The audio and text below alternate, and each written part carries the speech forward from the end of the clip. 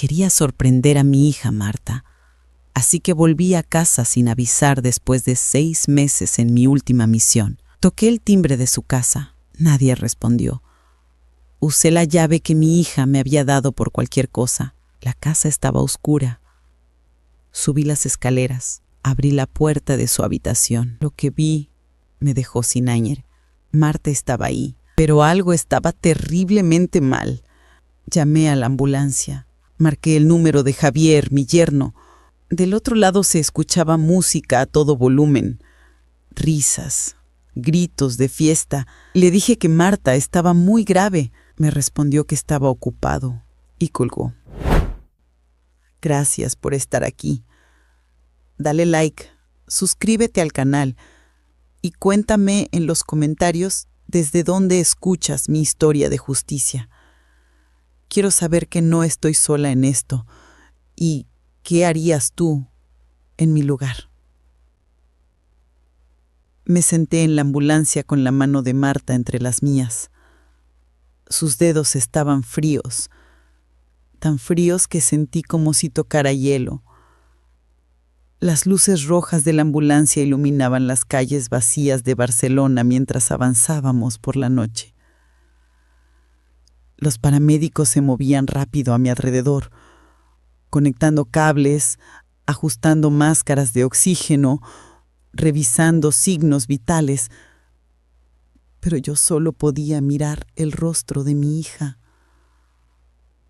su piel pálida como papel, sus labios resecos, su respiración tan débil que tenía que inclinarme para escucharla. El monitor cardíaco emitía pitidos irregulares. Cada uno me golpeaba el pecho como un martillo. Me preguntaba cómo había llegado a esto, cómo mi hija, mi única hija, había terminado en este estado sin que yo lo supiera. Y sobre todo, me preguntaba dónde estaba su esposo cuando ella me necesitaba, cuando estaba luchando por su vida en esa habitación oscura y abandonada. Para entender cómo llegué a ese momento, necesito regresar al principio, a los años que construyeron esta tragedia sin que yo pudiera verla. Mi nombre es Isabel. Tengo 62 años. Durante las últimas 3 décadas, trabajé como enfermera en misiones humanitarias alrededor del mundo. Cruz Roja Internacional, Médicos Sin Fronteras, zonas de guerra, desastres naturales, epidemias. He estado en lugares donde la mayoría de la gente ni siquiera puede ubicar en un mapa. Siria durante la Guerra Civil, Haití después del terremoto, la India durante el brote de cólera, África combatiendo el ébola, Yemen, Colombia, Afganistán. Cada misión duraba entre 6 meses y 1 año, a veces más. Era un trabajo que consumía todo, tu tiempo, tu energía, tu vida entera. Pero también era un trabajo que salvaba vidas. Cada día veía el impacto directo de lo que hacía. Ese propósito me mantenía alejada de casa más tiempo del que debería. Marta es mi única hija. La tuve cuando tenía 30 años. Su padre murió cuando ella apenas tenía 5. Un accidente automovilístico en la carretera. Una noche lluviosa. Un camión que se pasó el alto. Y de repente me quedé sola con una niña pequeña que me preguntaba, ¿cuándo volvería papá? Desde ese día fuimos solo nosotras dos, Marta y yo contra el mundo. Pero mi trabajo me obligaba a estar lejos durante meses enteros. La dejaba con mi hermana, con amigas de confianza, le enviaba dinero, la llamaba cuando podía, pero no estaba ahí físicamente para verla crecer día a día. Marta se convirtió en una joven fuerte e independiente. Tuvo que serlo. Estudió diseño gráfico en la universidad. Era brillante, creativa, llena de vida. Se graduó con honores y decidió mudarse a Barcelona hace 10 años. Dijo que quería empezar de nuevo, construir su propia vida lejos de los recuerdos dolorosos.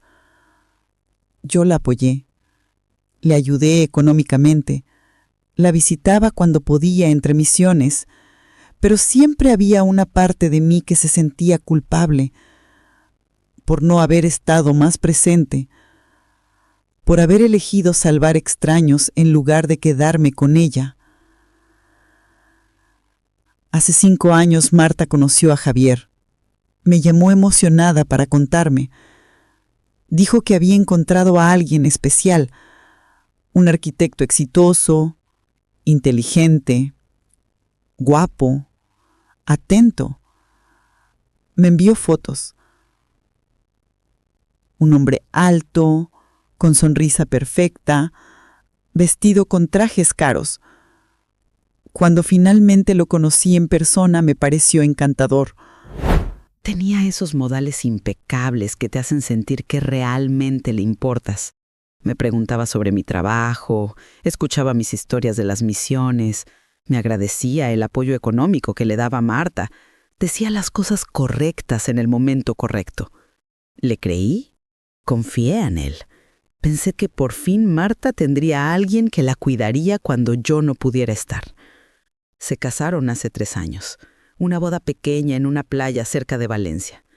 Yo acababa de regresar de Yemen y estuve solo 2 semanas en España antes de partir otra vez a Colombia.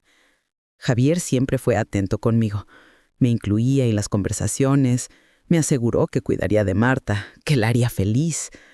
Y yo le creí, porque quería creer, porque necesitaba creer que había tomado las decisiones correctas, que mi hija estaría bien sin mí.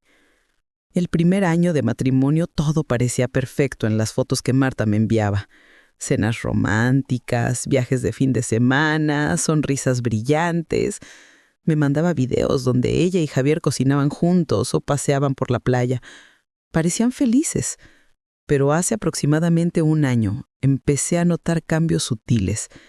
Cambios que debía haber tomado más en serio. Cambios que ahora me atormentan cada noche. Las llamadas con Marta se hicieron menos frecuentes. Antes me llamaba cada semana, luego cada 2 semanas. Luego solo respondía a mis mensajes con textos cortos. Todo bien, mamá. Ocupada con trabajo. Te quiero.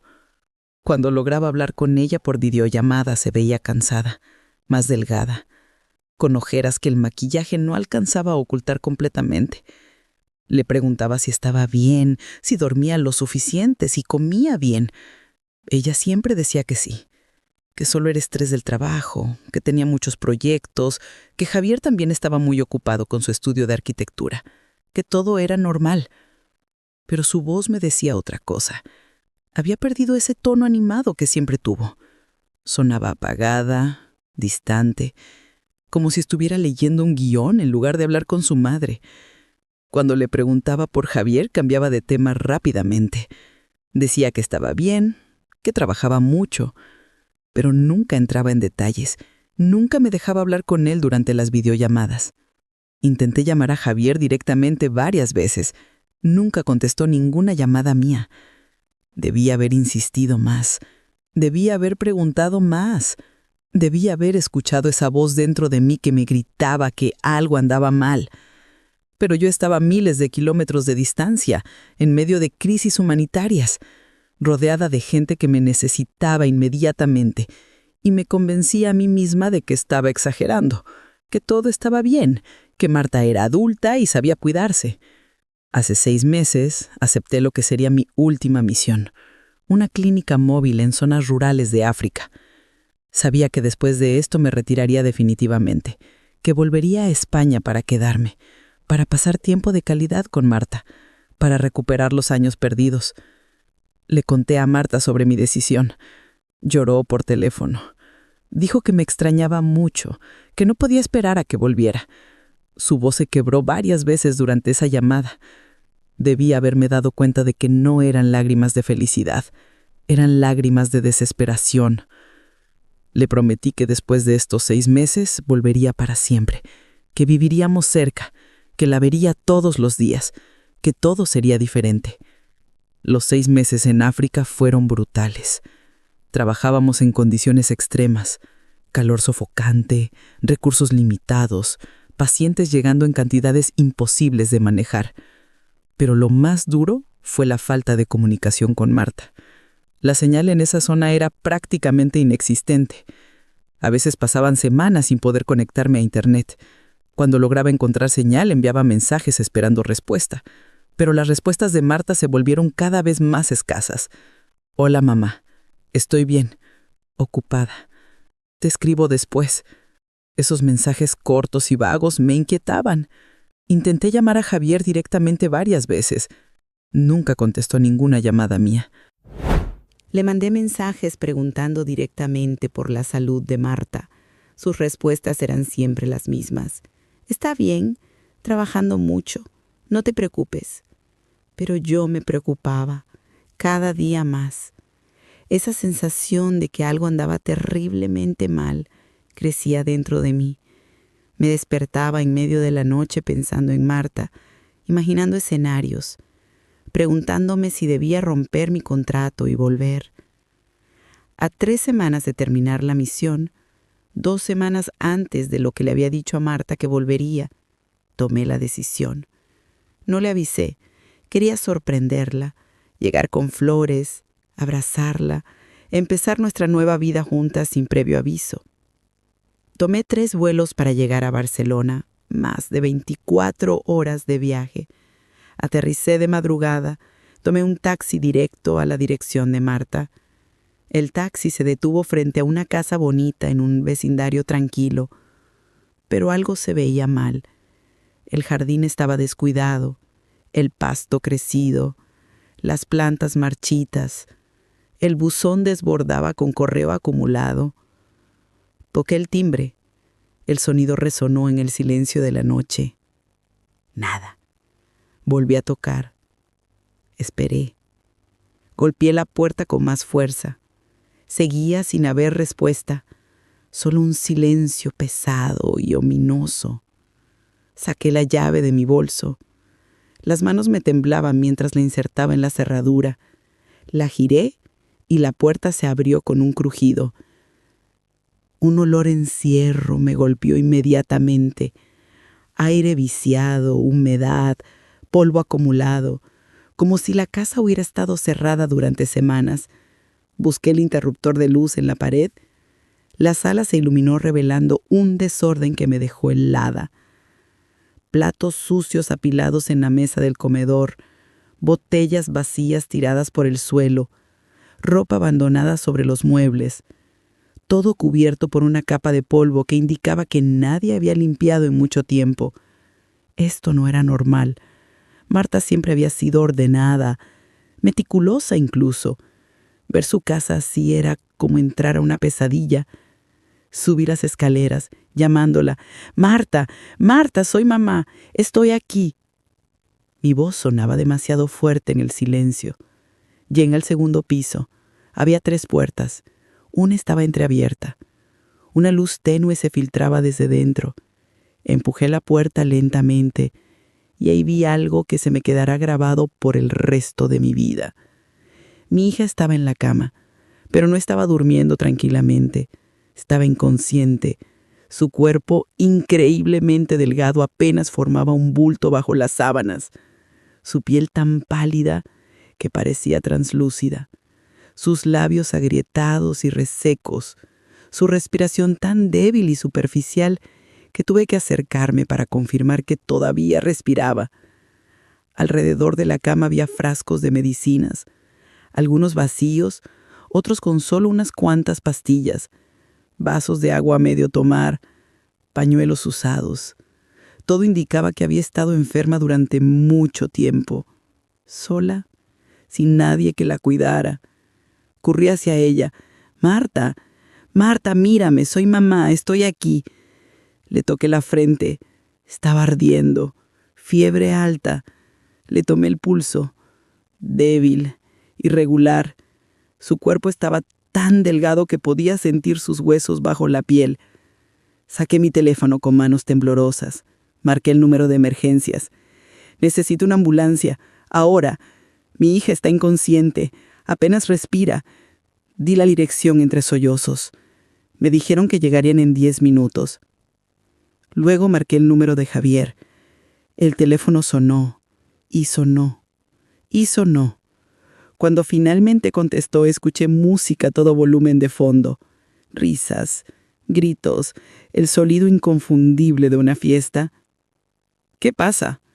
Su voz sonaba molesta, distraída. «Javier, soy Isabel. Estoy en tu casa. Marta está muy grave. He llamado a una ambulancia. ¿Dónde estás?» Hubo una pausa. «Estoy ocupado, tengo un compromiso. Ya hablaremos después». «¿Un compromiso?» Mi hija estaba muriendo y él tenía un compromiso. «Javier, tu esposa está muy enferma. Necesitas venir ahora».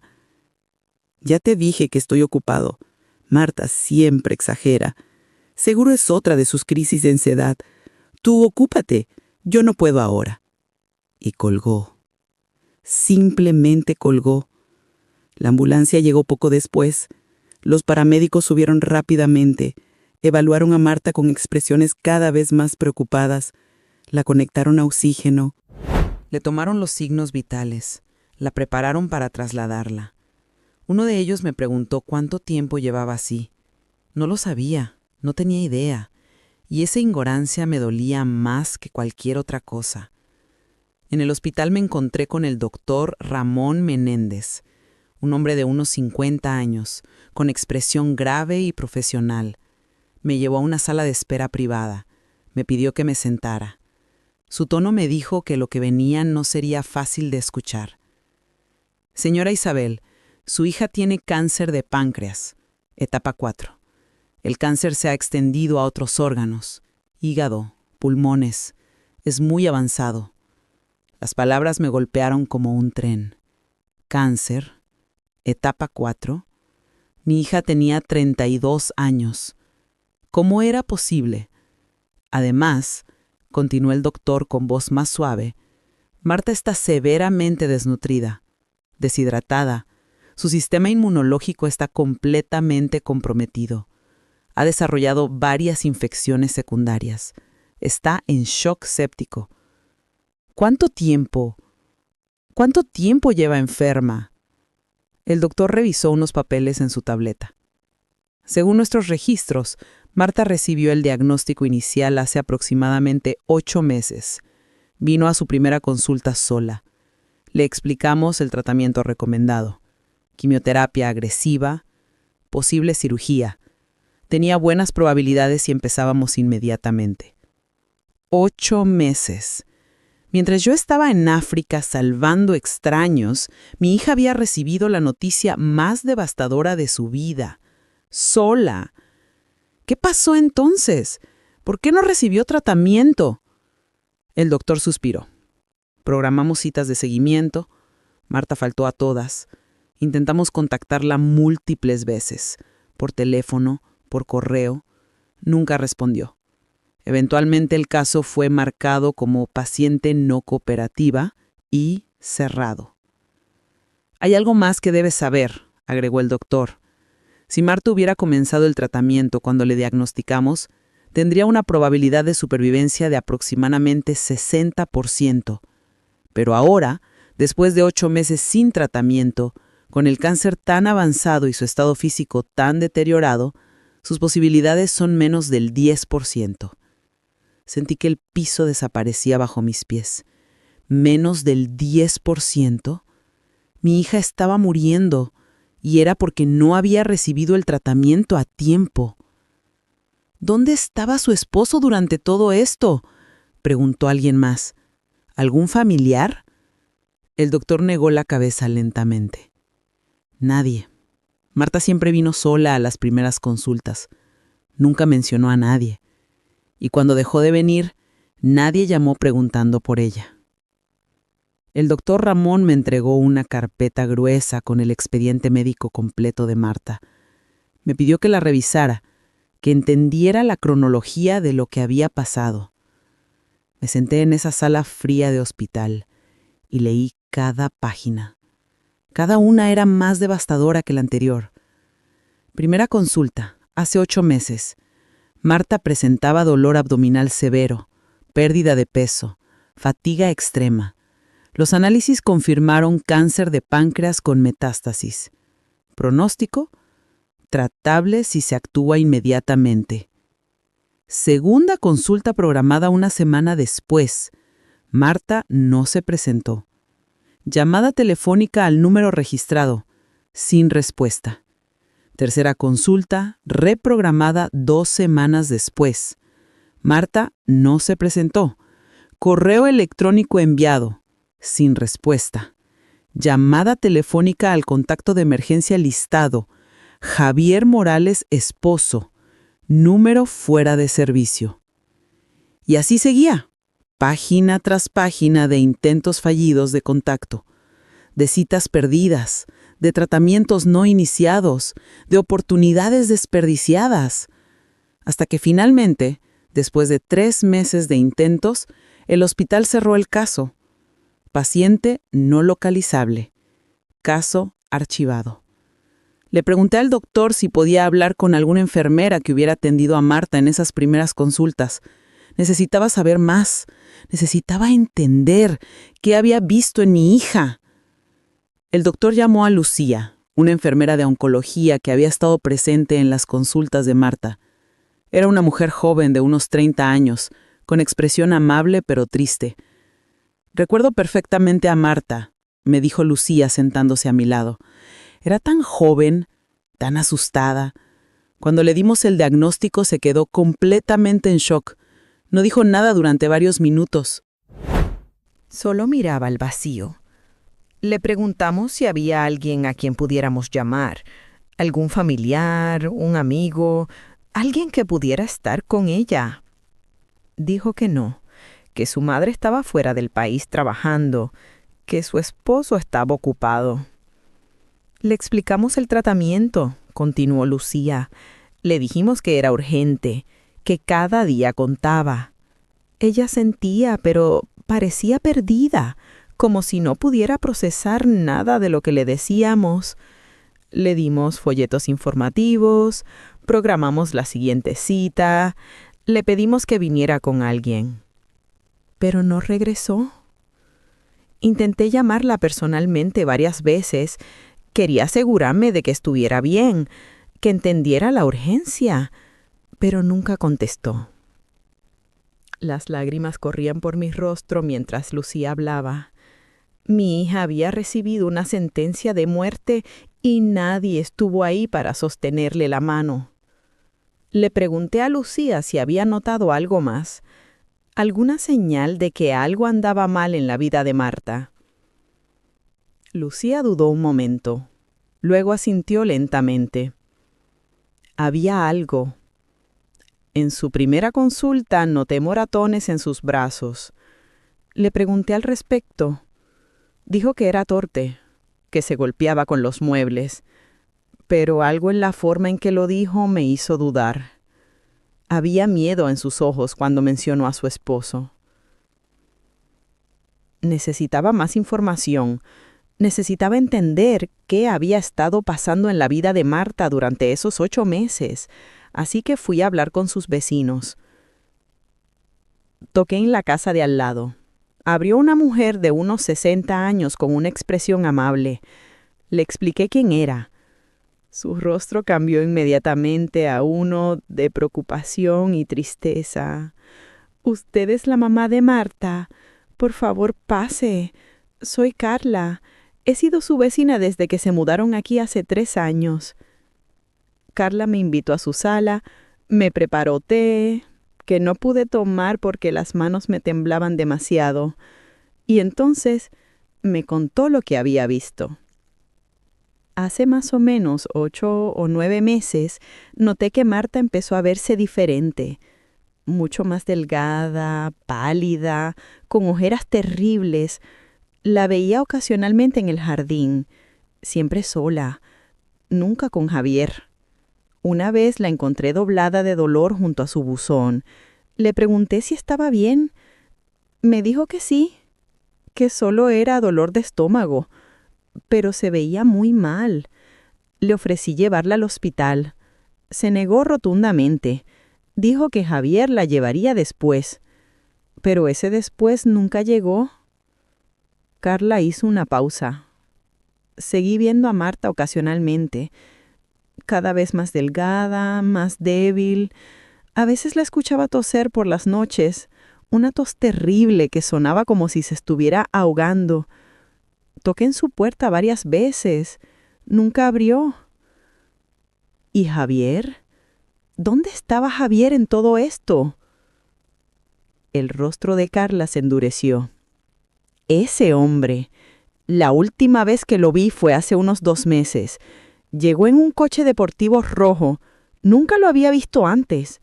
Entró a la casa con maletas, se quedó tal vez 1 hora y luego se fue. No ha vuelto desde entonces. 2 meses.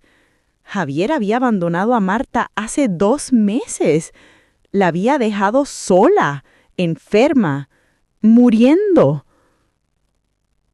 Intenté llamarlo varias veces después de eso, continuó Carla. Estaba muy preocupada por Marta. Nunca contestó. Le mandé mensajes. Nunca respondió. Consideré llamar a la policía, pero no sabía si era mi lugar. No es su culpa, le dije. Gracias por preocuparte por ella. Esa misma tarde volví a la casa de Marta. Necesitaba encontrar más respuestas. Fui directamente al estudio, al escritorio donde Marta solía trabajar en sus diseños. Empecé a revisar los cajones, buscar papeles, documentos.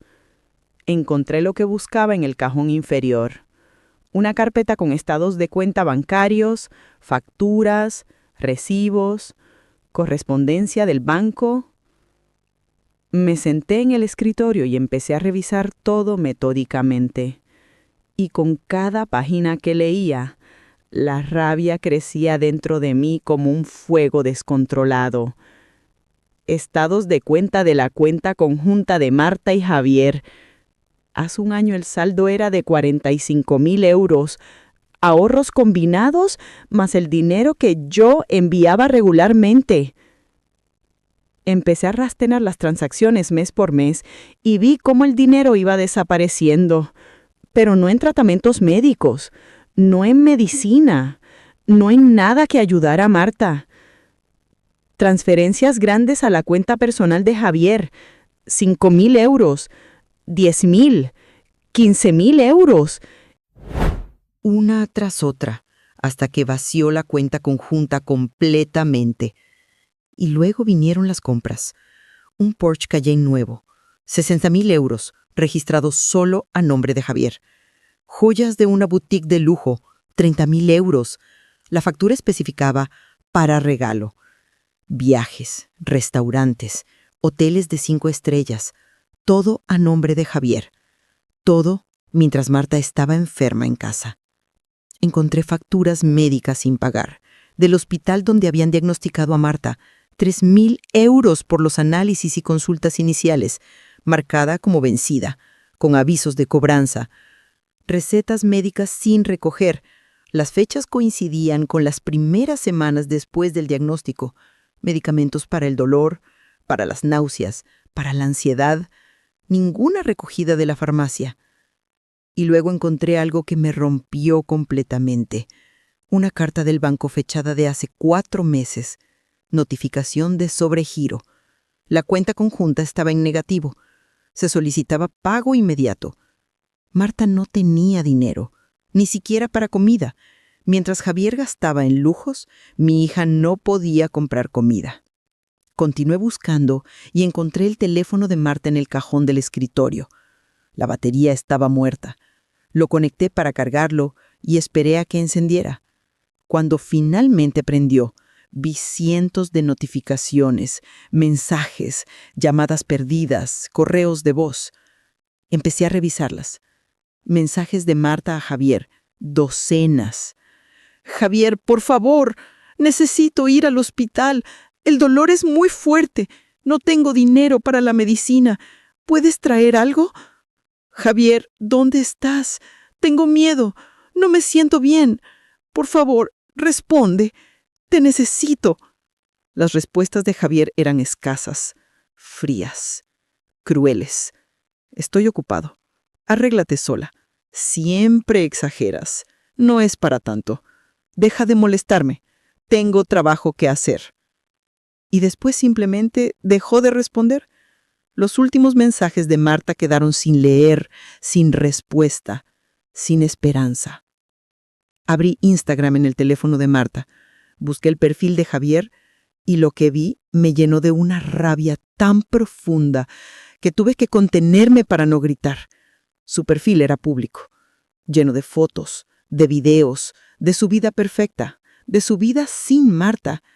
Foto tras foto de él en yates, en restaurantes caros, en clubes nocturnos, con amigos, con mujeres, sonriendo, bebiendo, celebrando.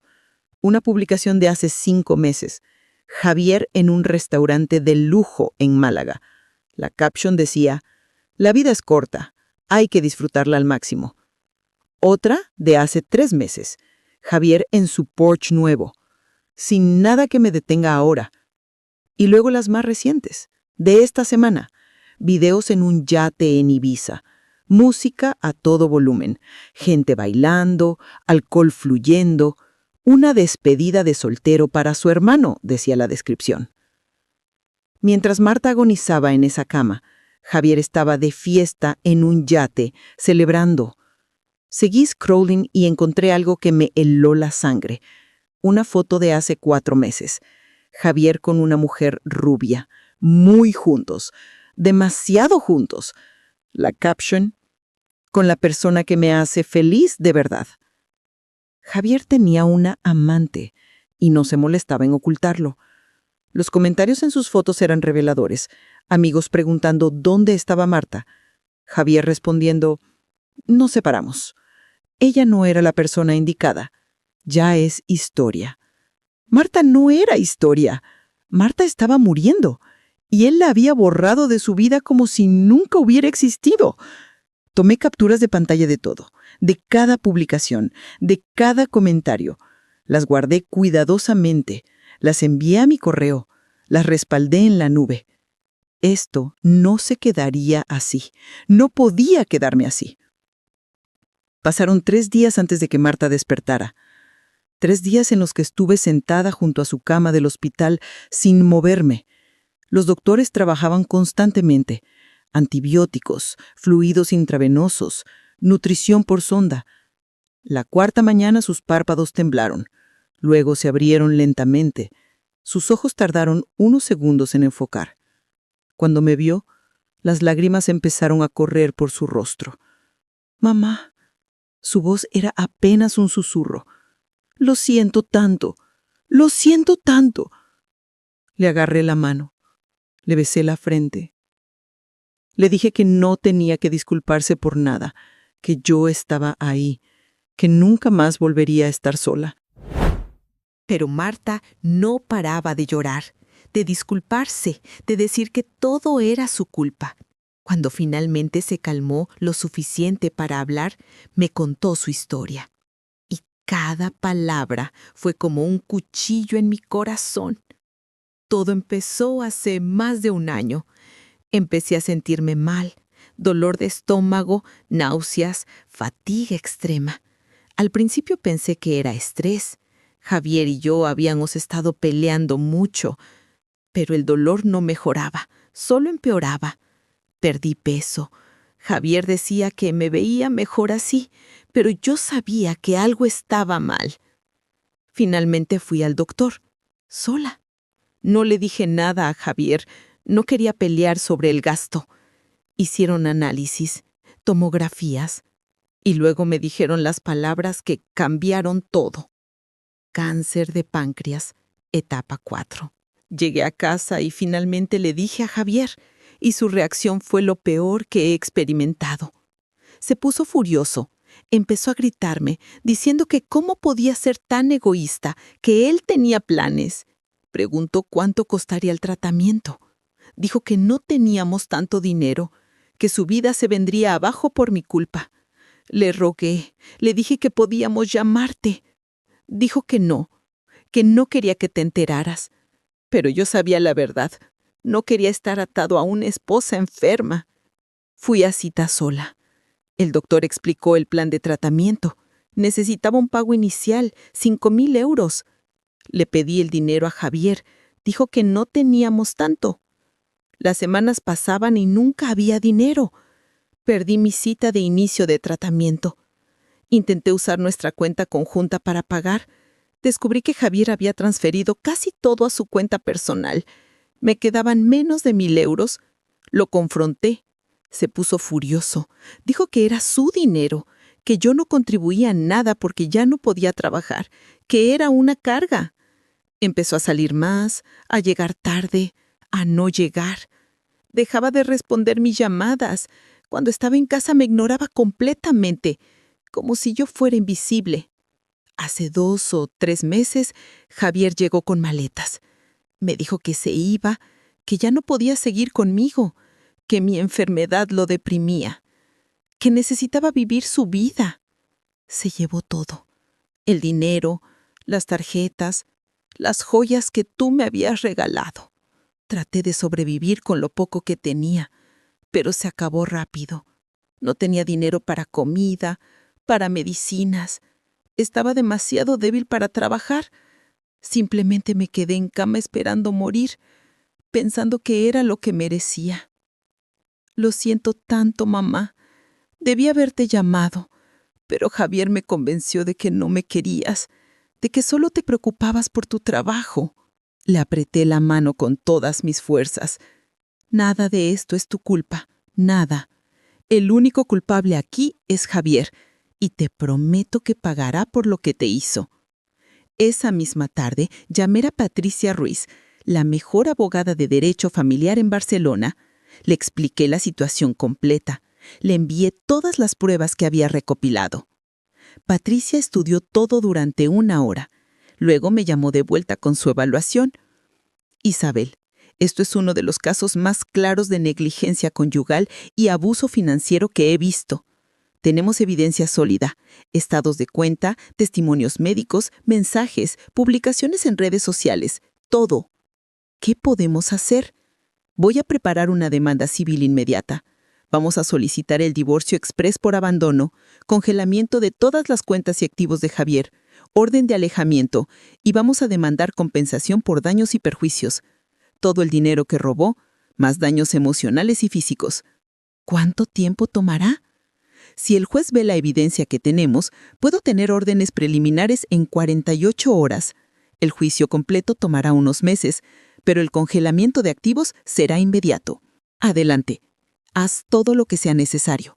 Patricia trabajó sin parar durante 2 días. Preparó la demanda, compiló toda la evidencia, preparó los testimonios, lo presentó todo ante el juzgado familiar. El juez revisó la documentación, llamó a una audiencia preliminar urgente y en menos de 48 horas teníamos las órdenes. Todas las cuentas bancarias de Javier quedaron congeladas inmediatamente. Su tarjeta de crédito cancelada, su acceso al apartamento que compartía con Marta prohibido. Orden de alejamiento de 100 metros establecida. Patricia también solicitó que las autoridades localizaran a Javier para notificarle oficialmente. Según su última publicación en redes sociales, todavía estaba en Ibiza celebrando. Javier intentó usar su tarjeta de crédito en el aeropuerto de Ibiza 3 días después. Declinada. Intentó retirar efectivo del cajero. Cuenta bloqueada. Llamó furioso a su banco.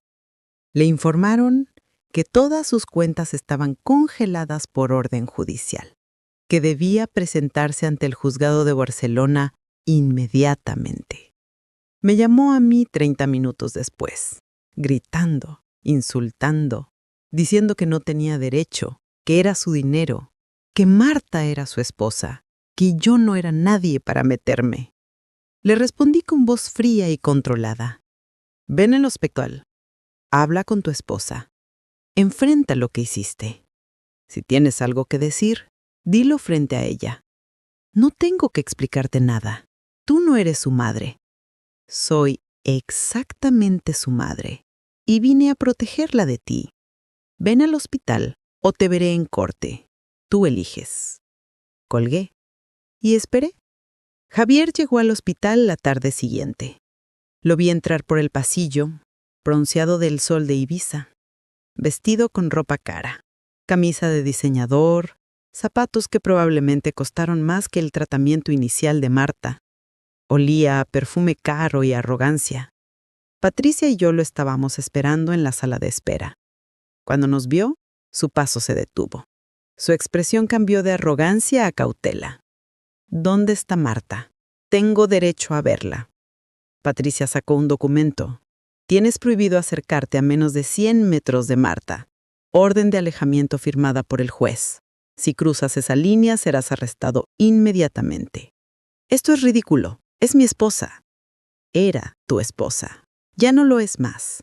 Los papeles de divorcio ya están en proceso. Tienes 72 horas para responder. Javier me miró con odio. Todo esto es culpa tuya. Tú metiste ideas en su cabeza. Marta y yo estábamos bien hasta que apareciste. Bien. Le dejaste morir de hambre. La abandonaste cuando te dijo que tenía cáncer. Robaste todo su dinero. La dejaste sola durante meses. ¿Eso llamas estar bien? Ella exageraba. Siempre lo hacía. Nunca estaba tan enferma como decía. Patricia intervino, sacando su tablet. Informes médicos. Cáncer de páncreas etapa 4. Desnutrición severa. Infecciones múltiples. Abandonada durante 8 meses sin tratamiento. El doctor certifica que sus posibilidades de supervivencia eran de 60% con tratamiento. Ahora son menos de 10% por abandono. Javier se puso pálido. Eso no es mi culpa. Patricia continuó deslizando en su tablet. Estados de cuenta. Vaciaste la cuenta conjunta. 60,000 euros. Compraste un Porsche, joyas, viajes. Todo mientras ella no podía comprar comida. Facturas médicas sin pagar. Medicinas sin recoger. Mensajes de ella rogándote ayuda. Tú ignorándola. Javier abrió la boca, pero no salió ningún sonido. ¿Y lo mejor? Patricia giró la tablet hacia él. Tus redes sociales. Fotos en yates, en restaurantes, con mujeres.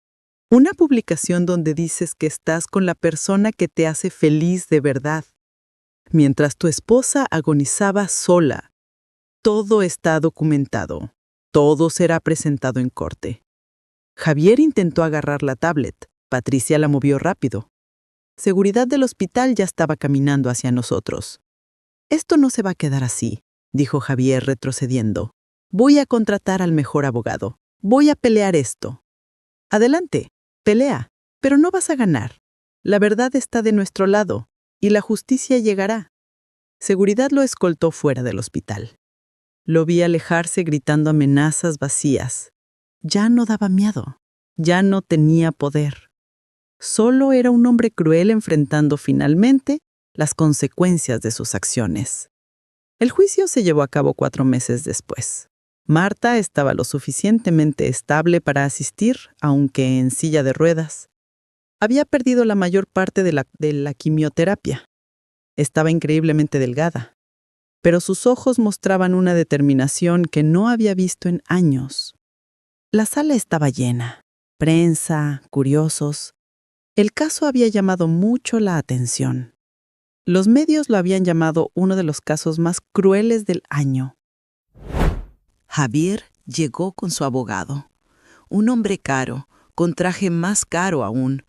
Parecían confiados.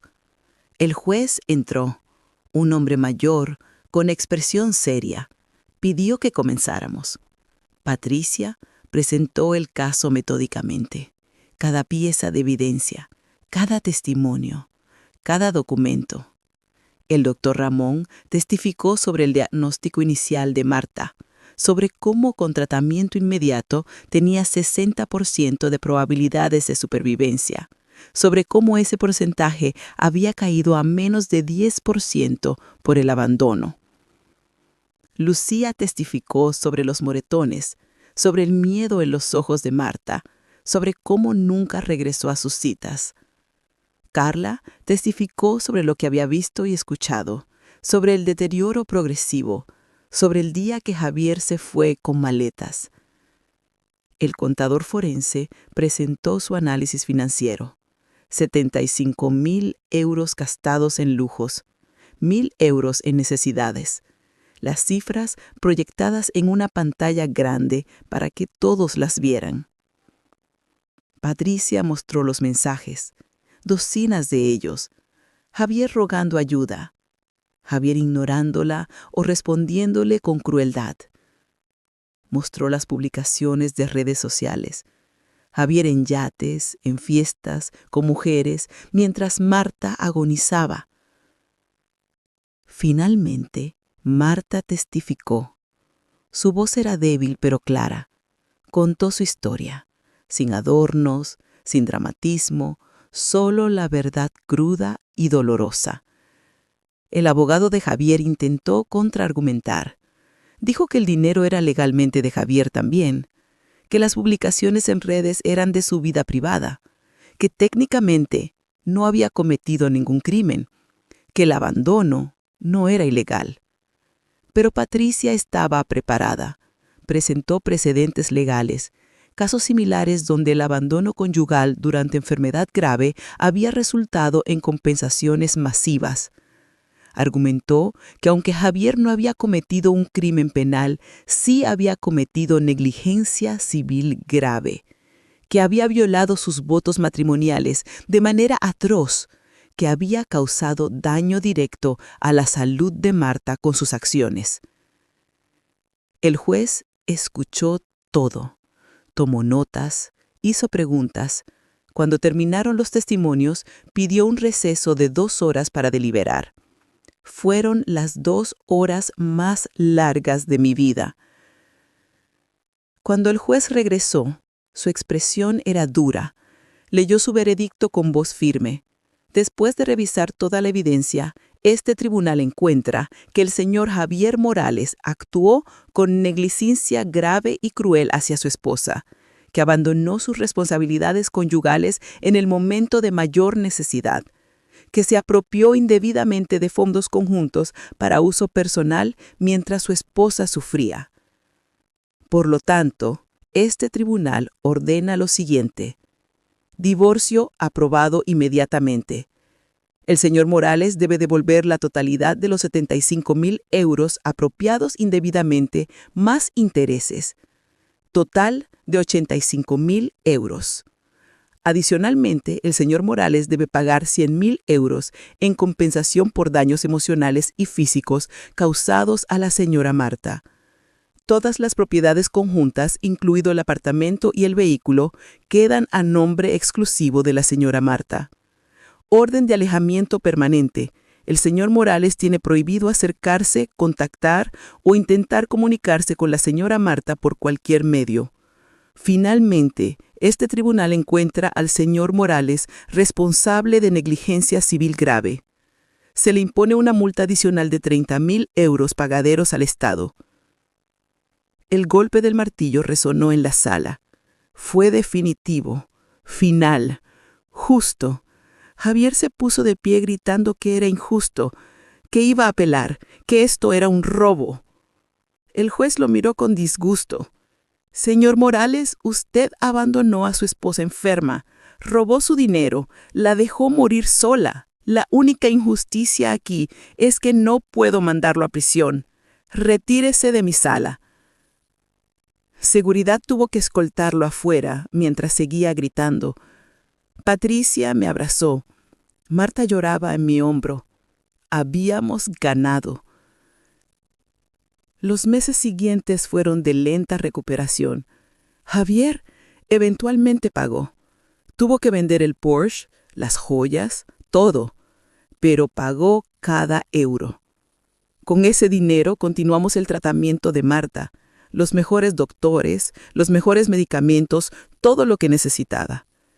Y milagrosamente empezó a mejorar, lentamente, muy, muy lentamente. Pero mejoró.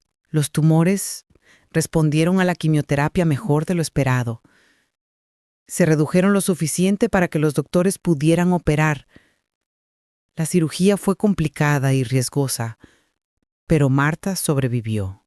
Después vino más quimioterapia, radiación, meses de tratamiento intensivo. Un año después del juicio, Marta recibió las palabras que habíamos estado esperando.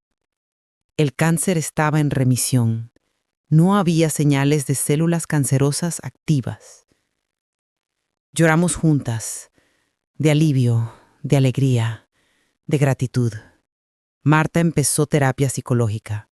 Necesitaba sanar no solo el cuerpo, sino también el alma, procesar el trauma de lo que había vivido, entender que nada fue su culpa, que merecía amor y respeto. Nos mudamos juntas a un apartamento nuevo, pequeño, pero luminoso, con vista al Mediterráneo, lejos de los recuerdos dolorosos de la casa que compartió con Javier. Pinté su habitación de amarillo, su color favorito. Compramos plantas, llenamos las paredes de fotos de nosotras dos a través de los años, creamos un hogar lleno de luz y amor. Con el dinero restante, creamos la Fundación Marta, una organización sin fines de lucro dedicada a ayudar a pacientes con cáncer que no pueden pagar su tratamiento, especialmente aquellos abandonados por sus familias. Cada mes ayudamos a docenas de personas. Pagamos tratamientos, proporcionamos transporte, ofrecemos apoyo emocional. Nos aseguramos de que nadie pase por lo que pasó Marta. Marta se recuperó lo suficiente para volver a trabajar. Freelance desde casa. Diseño gráfico a su propio ritmo, sin presión, sin estrés. Empezó a sonreír de nuevo, a reír, a vivir. Cocinamos juntas, caminamos por la playa todas las mañanas, vemos películas, leemos libros. Hablamos de todo y de nada. Sanamos juntas, día a día. Han pasado 2 años desde aquella noche que llegué a Barcelona. 2 años desde que encontré a mi hija al borde de la muerte.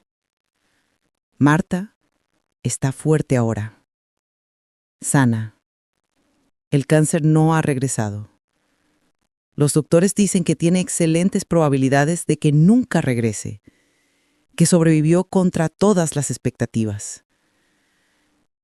Aprendí lecciones dolorosas en este proceso. Aprendí que las misiones más importantes no están al otro lado del mundo, sino con las personas que amas. Que a veces salvar a extraños significa perder a quien más te importa. Aprendí que el mal no siempre viene con señales obvias.